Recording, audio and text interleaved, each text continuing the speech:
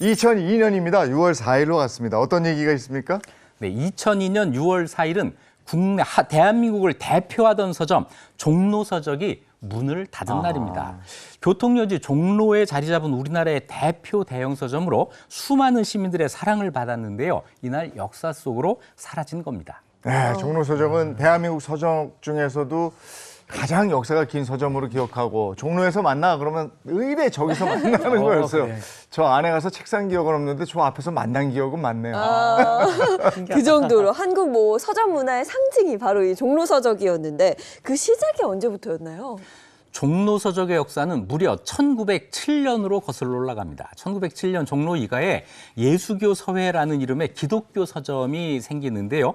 여기서부터 역사가 시작이에요. 1931년에 지하 1층, 지상 4층의 현대식 건물로 개축해서 교문서관이라는 상호로 바꿨고 1948년에 종로서관 그리고 1963년 종로서적으로 개칭을 했습니다. 네, 그 당시에는 이런 대형 서점이 처음 생긴 거라고 하더라고요. 그러니까 시민들이 신기하기도 하고 해서 많이들 찾아갔을 것 같아요. 네, 종로서적은 서울 중심의 지성의 공간으로 전성기를 맞이합니다. 1960년대, 70년대에 국내 유일의 대형 서점이었기 때문에 모든 면에서 최고였습니다.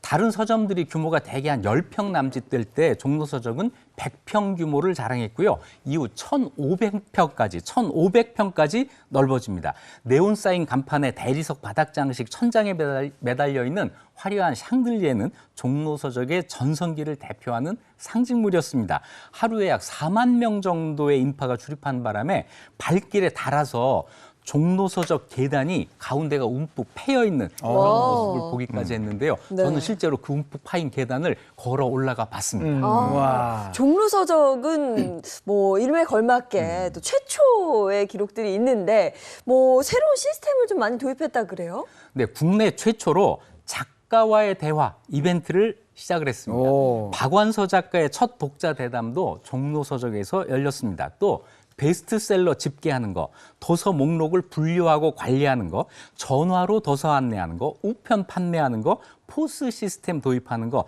종전 서점들이 하지 않았던 방식을 가장 먼저 도입해서 선도했습니다. 무엇보다 우리나라에서 책을 가장 많이 전시한 서점이었고요. 특히 그 당시 외국 서적은 종로 서적을 통해서 구입하는 것이 거의 유일한 방법이었습니다. 종로서적에서 책을 사면 겉 포장지 포장을 해주는데 그 종로서적이라고 써있는 그 포장지 책을 들고 다니면 왠지 있어 보이는 패션 느낌이 나나 보네. 보여주기식이에요. 네, 나 종로서적 갔다 온 사람이야 뭐 이런 표시가 되잖아요. 네, 지금은 상상하기 어렵지만 그 당시에는 대형 서점과 대학 구내 서점에서 책을 사면 그 서점 로고가 박혀 있는 포장지로 일일이 이 표지를 싸줬어요. 네. 아. 계산하는 직원 옆에 포장하는 직원이 따로 있었던 거죠. 빠른 손놀림으로 책을 포장하는데 그 손놀림을 보면서 책을 사는 것도 큰 즐거움이었습니다. 종로서적의 포장지는 쑥색 바탕에 김홍도의 서당 풍경 그림이 인쇄돼 있었는데요. 이건 그냥 책이 아니에요. 종로서적 표지로 싼 책을 들고 다니면 괜히 으쓱해지는 그런 느낌이 든 것이 사실입니다. 저 당시에는 교과서 받으면 교과서를 달력 그걸로 막 싸고 포장하고 막 이래가지고 맞아. 다녔던 네. 시절이라서요. 근데 종로는 앞서 말씀드렸지만 책을 사는 사람도 많지만 그 종로서적 앞에서 사람 기다리는 거기가 만남의 광장이었거든요, 완전히. 거기서 만나 하면 다 알고 나오는 그래서 거죠. 종로에서 만나 하면 종로서적에서 서적으로. 만나는 오, 거죠. 신기하네. 네. 지금은 약속 장소를 구체적으로 정하지 않잖아요. 네. 대충 가가지고 거기서 핸드폰으로 전화해서 서로 만나게 되는데 핸드폰이 없던 7, 80년대의 종로서적은 수많은 젊은이들의 만남의 광장이 됩니다. 책 사는 사람보다 누구를 만나기 위한 사람들이 더 많았어요. 특히 저녁 시간이 되면 종로서적 입구는 누군가를 기다리는 사람들로 빼곡했는데요. 핸드폰, 삐삐 이거 없던 시절에 늦으면 늦는다고 연락할 방법이 없고 어디로 이동하면 이동한다고 연락할 방법이 없잖아요. 무작정 기다리기도 했지만 종로서적 엘리베이터 옆에 게시판이 있어서 여기에다가 약속 변경을 알리는 메모를 꼽아놓기도 오, 했습니다. 그랬죠. 땡땡학교 정철교 땡땡 다방으로 와 이런 식으로 여기에 빼곡하게 약속이. 메모가 네. 박혀 있었던 거죠. 와. 야, 지금 당장 머리에 기름 바르고 달려가고 싶네요. 이런 아날로그 감성이 가끔 그리울 때가 있는데 이 종로서적은 단순히 그 서점, 책을 파는 공간이라는 느낌보다는 사람들의 추억이 많이 깃든 그런 공간인 것 같은데 이런 게 왜 없어졌을까요? 네, 정말 아깝습니다. 95년 역사의 종로서적이 내리막길을 걷기 시작한 것은 1981년 광화문에 교땡문고가 들어서면서 붙어있습니다. 이때부터 경쟁이 시작된 거예요. 이후 1992년에 종로 맞은편에 영땡문고까지 들어서면서 대형 서점 간의 경쟁이 치열해지는데요.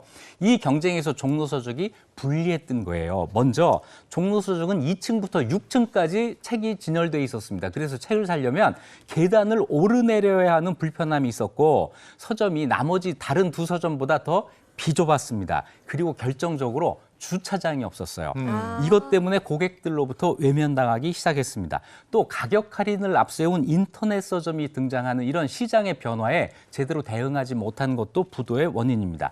결국 2002년 6월 4일 이날은 또 어떤 날이냐면 우리나라가 2002년 월드컵 첫 승을 한 그날이에요. 그래서 온 국민이 기쁨에 가득 차 있던 바로 그날 종로서적은 최종 부도를 내고 소리 없이 문을 닫았습니다. 종로서적이라는 이름으로 특허청에 상표권 등록을 하지 않았기 때문에 지금도 여러 군데에서 이 종로서적이라는 간판을 볼 수 있는데 2002년 문 닫은 지금 이야기하는 그 종로서적과는 아무런 관계가 없는 서점들이죠. 이렇게 종로서적은 사라졌지만 그 시절 그곳에서 만들었던 여러 가지 좋은 기억들은 아마 우리 머릿속에 영원히 기억될 것입니다. 예.